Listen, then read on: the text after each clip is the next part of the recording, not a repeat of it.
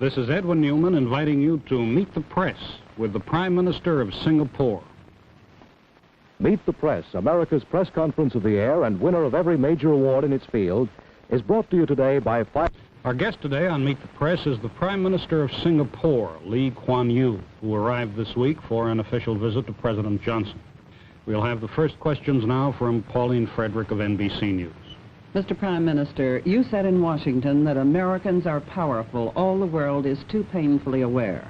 But this power should be controlled. The United States should be restrained. Do you feel American power is controlled or used with restraint in Vietnam? As of now? Yes.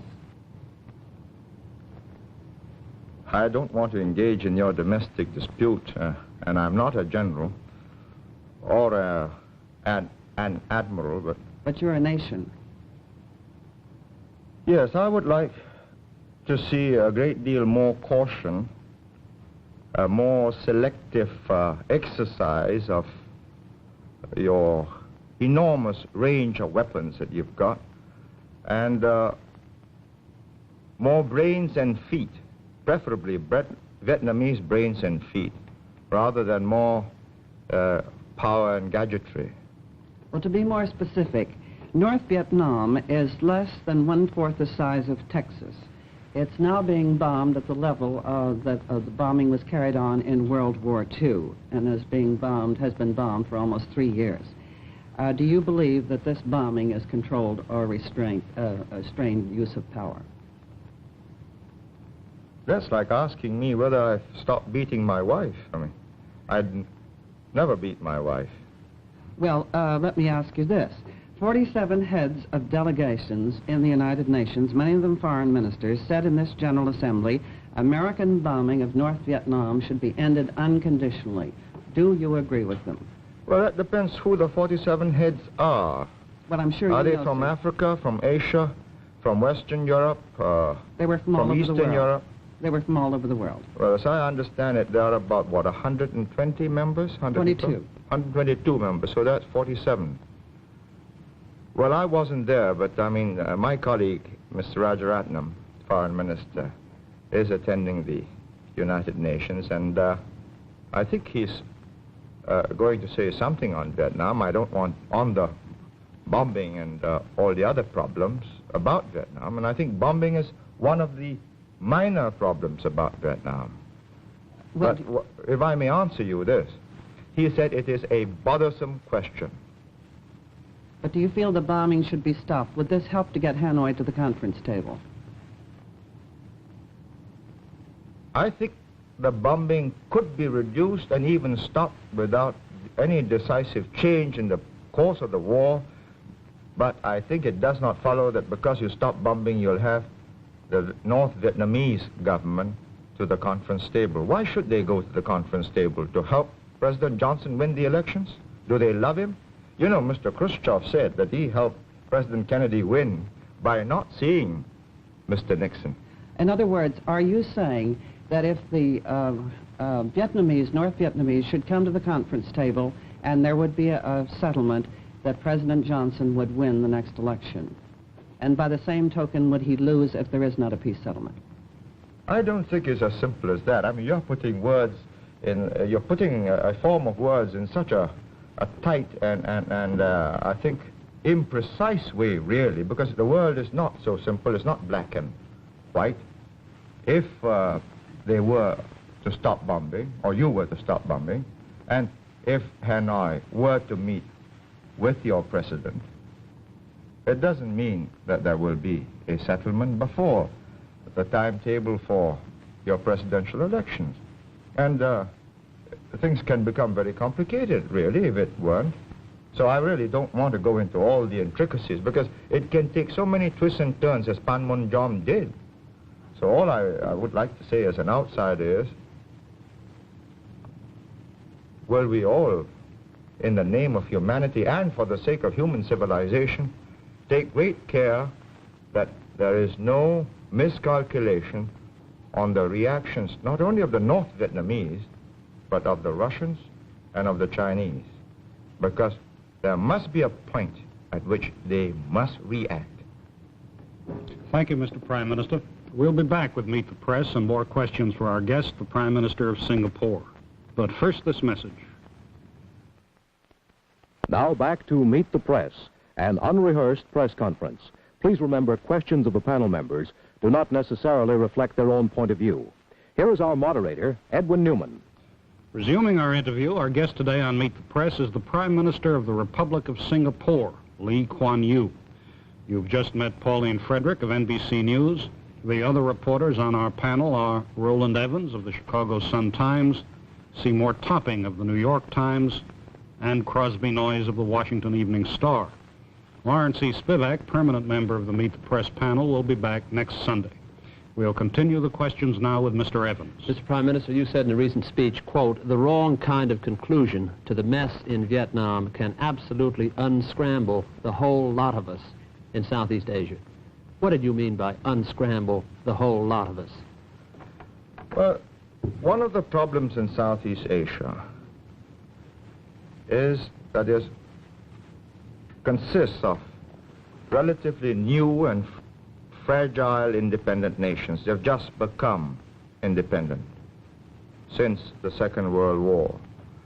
And the great problem is the will to resist. And it melts very easily because people, particularly in the world over, they want to be on the winning side. But in Southeast Asia, because they are small countries, because big armies have come, Europeans came, the Japanese came, you know, you bend with the wind like the bamboo, as the Chinese saying goes. And if it looks as if the east wind is growing stronger than the west wind, then people start bending that away even before the wind comes. What you're saying, sir, if I understand, is that the American position of force and resistance to this east wind is essential to give your country and these other newly independent countries a bulwark behind which you can develop your independence. Is that what you mean? No, may I say what I mean myself in my own form of words? I think Americans have, I think, is a friendly habit of trying to help a person think for himself, but I'd rather do my own composition, if I may. You have adopted this position in Vietnam. In 1954, you never asked the rest of Southeast Asia, and we were not consulted. You decided again in 1956 that Diem should not have free elections because, or he didn't want to have free elections, and you supported him because elections couldn't be free, and I've read all of the semantics about what is free and unfree. You decided in 1961, when things got a little bit difficult for Diem, to put in American advisors. And by 1963, at the end of 63, you had 25,000 American advisors in the Kennedy administration. Now, you had your last chance when Diem got knocked down by a bus, or perhaps it was a tank, and you could have got out and said to the generals, well, we'll help you, guns, food, uniforms, pay for the troops. But you decided, rightly or wrongly, to go in. And now this is 1967. And it's no use asking me now, for my opinion, what you should have done before. All I can say is, we've got to live with today, not with what might have been day before yesterday. And as of today, the Field Marshal of Thailand says, Kitikachon, and he's saying it to his own people, that they are going to fight in Vietnam, not in Thailand. Well, I take that to mean that if that is gone, he's going to anticipate history, and you know, the Thais have this great sense of the future, and as good anticipators of history, if they make the kind of adjustments in their postures arising out of what they think is a failure in Vietnam, well, I don't think the Tunku in West Malaysia has got very many years, in spite of all his armed forces. And then they've got me by the throat. Mr. Topping, Well, if I may again do what my predecessors here have done, recall a speech you have made. Some years ago you said, the Vietnam experience shows that however massive the military cover, however enormous the economic assistance, if the leaders of the people in whose name and whose behalf military cover and economic aid are being given do not set out to secure their own salvation, the end result still is perdition, both for the helper and the helped. Speaking as an Asian, do you think the South Vietnamese are helping themselves enough, or are we here in the United States headed for perdition with our allies? Well, you're asking me a very difficult question. I'm not making any direct contribution in Vietnam, and I think if I were a North Vietnamese, I'd resent the Prime Minister of Singapore passing judgment on the effort of the South Vietnamese. But I think they wouldn't mind my saying that the world will be a much better place if it's not Mr. Rusk explaining what this is all about, but either their president or their vice president, or better still, a new figure in a prime minister. You know? Yes. Forward-looking. Of South Vietnam. Forward-looking, independent, determined, and most important, sincere and honest. Mr. Topping? If I may shift a little here, one of the questions in our minds here has been that about the future of China and its relationship to Southeast Asia. Some people are saying that China is now so divided politically that there is no great danger for Southeast Asia in the future. Speaking as a Chinese who understands China, can you make an estimate or a guess as to the future of China? Do you think in the near future it will become again a unified country, a strongly unified country that might represent some kind of a danger to Southeast Asia? First of all, I can't speak as a Chinese because I'm a Singaporean. I'm of Chinese ethnic stock, and I think this is crucial. I mean, if you ask me to speak as a Chinese... As an ethnic Chinese. Yeah, well, you know, the Chinese People's Republic in Peking will be... I think quite rightfully indignant, and so will the other aspirant in Taipei. But speaking as a Singaporean, with some of the built-in memory programming of the Chinese people, I would say that if you believe that the Chinese people will just splinter up into so many warlord communist committees, each governing a province or even part of a province, then you will make one of the gravest mistakes about Asia. I think I've traveled around the world often, and you know, people don't know that I come from Singapore, and they treat me as a Chinese or as a Chinaman in the old days, as they used to call them. And they used to say, Chiang Kai-shek, you know, in the middle 40s, and nowadays, of course, Mao Zedong. I'd say that they are determined as a people to unify and build a modern, powerful, wealthy Chinese nation. And I say good luck to them. And I think the moment they get prosperous, good luck to me, because I'll be much safer. I don't believe, however, you know, the simple theory that they're just going to send their armies across and eat up Southeast Asia. It's too simple. And it's too simple for you, for the Americans, and for us, because then it's naked aggression. The whole of South Asia will gel together and meet an incoming invader.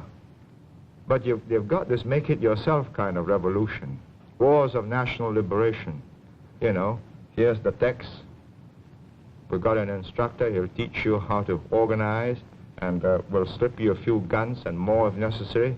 And if it gets more difficult, well, surface-to-air missiles, and so on. And I think this is the problem, that each of the individual governments in that region must use the time that you are buying in South Vietnam for the rest of the world, particularly Southeast Asia. I'm not saying you're doing this, you know, just for Southeast Asia. You're doing this for yourself. But it so happens that I think I believe that it might get a bit difficult for me if there's a sudden evacuation. And I am determined to use this time to its fullest advantage, and I hope my neighbors will do likewise. Mr. Noyes. Prime Minister, what's the effect in Asia of demonstrations such as we had yesterday in Washington? Well, you know, I get a lot of demonstrations in Singapore, and my students are quite a rambunctious and spirited lot. And I think they ought to be. Otherwise, I think there's very little future for Singapore. It's a young community, and the young must be idealistic. The young must believe that the world should be more just, and there should be more moral rectitude in the behavior of their leaders, and they protest often in more than just a peaceful manner, because the communists slip into my demonstrations, and, you know, windows got broken so often and cars get overturned. But at the end of the day, I think decisions have got to be made by adults, not teenagers. But it's got to be made in such a way that when the teenagers become adults and they look back on these decisions, they would be proud of the generation that went before them. Well, let me ask you this, Prime Minister. How confident are you that the United States will continue to supply this underpinning which you consider to be necessary for the non-communist states in Asia over, say, the next decade or so? I don't know, and I don't think, first of all, I'm not an American, so how can I know? And this is one of the reasons I've come here, to try and get a sample of the thinking, the feeling. I have no doubts that your president has got resolution and determination and restraint, and somebody will probably work out a winning line. But I've also no doubt that your Secretary of State and Secretary of Defense have got it.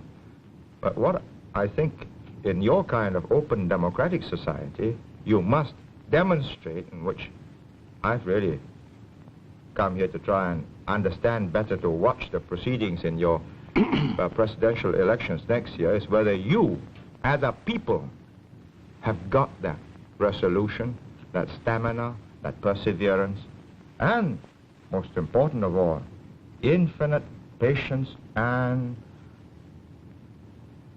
a capacity to hold back your desire to settle this quickly and get it over with, because this is a very different kind of war. The other side is not in uniform, you are. Do you believe that CETO, the Southeast Asia Treaty Organization, in its present framework, provides an adequate guarantee to Southeast Asian security? Well, you know, when it happened in, I think, 1954-55, Mr. Nehru and quite a few other leaders like President Sukarno were very vehement in their denunciation, and even the Tunku Abdul Rahman of Malaysia was critical, and so was I. And I think looking back now, it really didn't meet the situation, because it was so very different from what you did for Europe. You know, in CETO, when an attack takes place on a member country, is just an attack against a member, and the others will take note that this is a breach of peace and a danger to the area. But in NATO, when an attack takes place, an attack on one is an attack on all, and they all respond. And you know what's happened. I mean, who has responded in South Vietnam? The Pakistanis have not. The French have not. The British have not. And probably for very good reasons. And until you convince Asia that you consider Asia as important to you, as Americans, as Europe was to America, you're going to find a lot of Asians like me rather critical and really doubting, because 90% of you have come from Europe. You understand Europe better than you understand Asia. Some of you understand Asia very well because you make specialized studies of the subject. But as a people, and finally, it is the mothers and fathers watching this television screen and seeing what is happening to their sons, and all the sweethearts also watching this, that will decide. And if you want people to take a stand, you've got to demonstrate that as a people you've got what it takes, that Asia does matter to you. Ms. And Frederick. does matter to the free world, Excuse me, Ms. Frederick. as you call it. Mr. Prime Minister, in answer to one of my questions, I believe you said, and I hope I'm quoting you correctly, in the name of humanity, great care should be taken that there be no reaction by the Russians and the Chinese. They must react. Would you tell us under what conditions you feel the Russians and the Chinese might react to what is going on in Vietnam, and whether there is any possibility of it now as you see the picture? I think really you ought to put that question to Mr. Khrushchev, Mr. Brezhnev and Mr. Kosygin, and probably Mr. Mao Zedong and Marshal Lin Piao or Zhou Enlai. I really can't answer this, but I'm quite certain that at some point they will decide that their own national interests are at stake and they must respond. Excuse me, gentlemen, Ms. Frederick, we have a little more than 3 minutes left. Mr. Evans. Mr. Prime Minister, you made it clear that you are concerned about the resolution, particularly beyond the '68 election and into the future of the U.S. in Vietnam and in all of Asia, that our interest is stable and long-term. Would it not help resolve that difficulty, as you see it, if your country put a small token force? You only have 2 million in your population, I understand, but if you put a small token force into the field to assist in the work that is being done over there against what we call aggression from the North, wouldn't that help the United States to resolve this issue? I don't see it as my duty as the Prime Minister, an elected Prime Minister of Singapore, and not a client state of the United States. I'm not in receipt of your aid, nor am I here to seek aid. I'm doing all right. I hope to do more trade with you. And I don't think it is the duty of the elected representative, leader of Singapore, to go and involve his country in a situation which can end disastrously for his whole people. And as I've said, if there is no resolution shown, and God knows what can happen between now and November 1968, you tell me what happens to all your allies who have gone in with you in South Vietnam. Mr. Topping. Well, in connection with what you've just said, I remember once you said, in fact, I believe you said it to me, when we were talking about your neutrality, you said, I am not neutral where the survival of my people are concerned. Now, if your survival does depend upon how well the United States and the South Vietnamese are able to do in Vietnam, in the sense of containing the Asian communists, don't you think you should help more directly? I think my survival is not threatened yet. I've got my British friends and my Commonwealth friends in the area up till the middle 70s, and that's a very long time in the history of Southeast Asia. But, of course, it could change fundamentally by decisions you can make in South Vietnam between now and 68 and 69. And as the situation changes, we shall be watching it most intensely and avidly. And we shall make contingency plans. We have to. We have about 1 minute left, Mr. Noyes. Prime Minister, if, as you said, the treaty, the CETO treaty, were strengthened to be more like NATO, with the same guarantees that NATO provides, would your country adhere to such a treaty? I think eventually what we must try and create in South and Southeast Asia is a community that is economically and socially conscious of what is to be gained by gearing into each other, yeasting up the economy, and once that happens, I think the security aspect, mutual security interest should lead us to a NATO-type situation, perhaps, with a minimum of underpinning from outside. And if we can have a multilateral underpinning, you know, America, Russia, and most important, China, too, saying, yes, there shall be no aggression in South and Southeast Asia, and boundaries shall not be changed by force, I think we got a peaceful world, much more peaceful world. I must interrupt you there. Our time is up. Thank you, Mr. Prime Minister, for being with us today on Meet the Press. I'll be back with you in just a minute after this message. For a printed copy of today's interview, send 10 cents in coin and a stamped self-addressed envelope to Merkel Press, Box 2111, Washington, D.C. 20013. Next week on Meet the Press, our guest will be another headline figure in the news. Now, this is Edwin Newman saying goodbye for the Prime Minister of Singapore and Meet the Press. Goodbye. Join us each Sunday for News in the Making on Meet the Press, America's press conference of the air. Today's edition of Meet the Press was brought to you by Fireman's Fund American Insurance Companies. It could be Vietnam or right there in your hometown. Wherever and whenever the news breaks, you can expect the best comprehensive analysis of the news right here on NBC. This is Howard Reed speaking.